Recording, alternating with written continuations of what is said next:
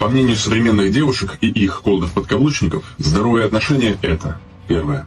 Женщина может дружить с мужчинами. Она же свободная женщина и вправе делать все, что захочет. А если ты против, то у тебя комплексы, и ты абьюзер. Второе. Женщина может выставлять свои откровенные фотографии в соцсети. Ведь мы живем в прогрессивное время. И что такого, что твоей женщиной восхищаются другие мужчины?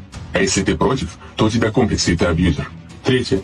Женщина — это всегда жертва обстоятельств. И ты всегда во всем виноват. Даже если она тебе изменила, то это ты давал недостаточно внимания. Если она применяет психологические манипуляции, то ты обязан сделать так, как она хочет.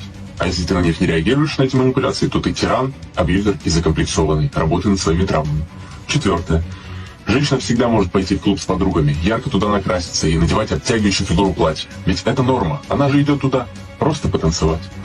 Зачем ей внимание мужчины флирт? Она же просто так наносит на себя тонну косметики и демонстрирует свои формы. Совсем не для мужчин. А если ты против, то работай над своими комплексами. Ты тиран и абьюзер. Пятое.